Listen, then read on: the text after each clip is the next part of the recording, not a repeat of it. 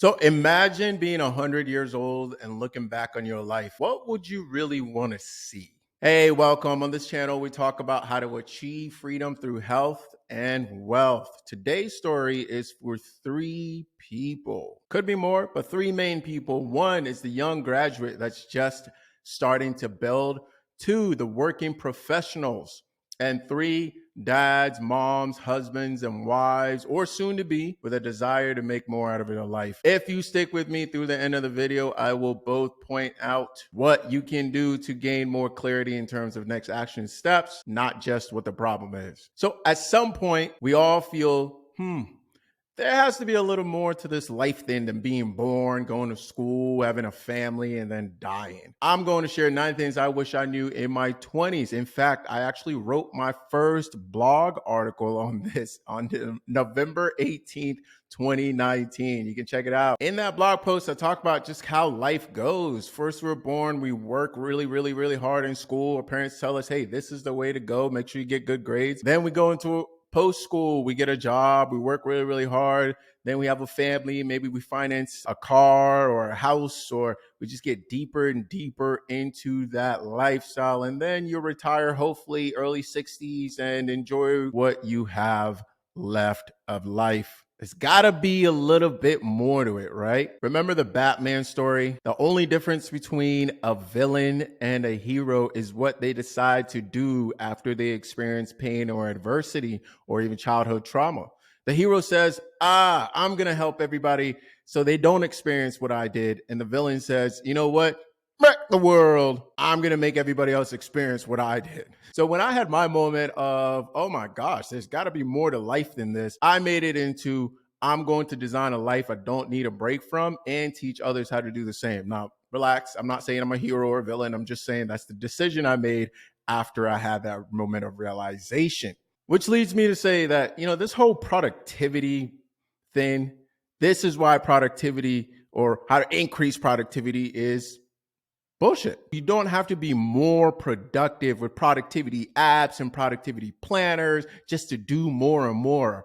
The secret really is how to do less, not more, but do it well enough so that you enjoy the time that we have here while fulfilling our purpose. One of the questions that really helped me begin to unlock my life is asking myself, what decision did I make after failure, after pain, or after something that didn't go well, or something that went really well? What was that decision I made about myself and the world? Being the nerd that I am, I looked up the 7 areas of life and then I made my own list. These are some of the things that typically come up. It's physical health, mental health, spiritual health, personal growth, finance and resources, relationships, making a contribution to society, and something usually around time or career. I like to simplify things to make it a little easier for me to make decisions. So I took all of those lists that I saw in the one that I made and I distilled it down and saw that most of those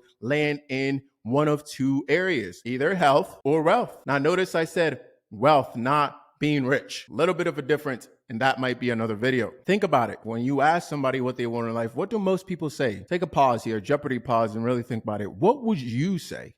What's on your list? So let's zoom in a little bit and talk more about health. But before we do that, here's a piece of the puzzle that I found when it comes to both health and wealth. Both come down to daily habits. 20% knowledge or the blueprint, and 80% behavior. And whether you're listening to me, another coach, or even a financial coach, Dave Ramsey, or other financial coaches that I know. So the key question then is, if it's 20% knowledge and 80% behavior, what really drives human behavior? Now let's take a look at what I call 6 primal needs that drive human behavior. Now I originally got this from Tony Robbins. I'm sure he got it from somewhere else, but we have certainty, variety, significant, connection or love, growth, and contribution. The big secret is you don't need monk-like behavior or monk-like discipline to win. You just need to be honest with yourself about how these needs are driving your behavior. Or at least that's what I found. How are these needs driving my behavior? And then change the environment accordingly, because we know environment over grit, right? If you really don't want to eat eating cake, don't buy cake and put it in the house. After talking to and coaching hundreds of people, this is what I most often hear people say they want in the area of health, fitting in 3 different categories. And I've never seen a health article really talk about this in this way. 3 categories people tell me they want. They want to look good, feel great, and perform at a high level, both mentally and physically. Now, think about how the primal needs that we talk about, the 6 human needs that we talk about, impacts these different categories. And the more I mature as an entrepreneur, the more I realize the direct connection between health and wealth. On the health side, what affects how we look, how we feel, and how we perform? The 3 categories that people say they really want. Instead of listing like health benefits of different foods like cherry, health benefits of watermelon, etc., let's look at it holistically or as a big category. Number 1 in 3 categories, because I love 3. So number 1 is alignment with nature. And what I mean by that is this. Think about the 7 doctors, might be the easiest way to think about it. 7 doctors of nature: movement, water, sun, fresh air, good food, laughter, and sleep. Now, notice how some of these things also line up with the 7 areas of life like we already talked about. Number 2, consumption. What we see, what we hear, what we touch. These things definitely have a major impact on our self-image and our belief system. And that is huge because although we experience things through our body, it's ultimately configured in our mindset. Then you have number 3, which is alignment with natural laws. So simply physics, gravity, etc. Like how we align with those things means we're going to have an easier time. Just think about something like movement. If you're aligned with gravity, if you're aligned with physics, you're going to move better with less friction. Most people I talk to in their gut know what to do. They may not know the details, but they have a pretty good idea of what to do or when something sounds good or isn't in alignment, right? But this is why our brain is fucked up, if I may say it. There's so much noise everywhere, addictions that we have, whether it's to food or substances, etc. So much marketing that's being thrown at us all the time. Even consider like the 7 deadly sins, not in a religious sense, but think of like pride, envy, anger, sloth, greed, gluttony, lust, etc.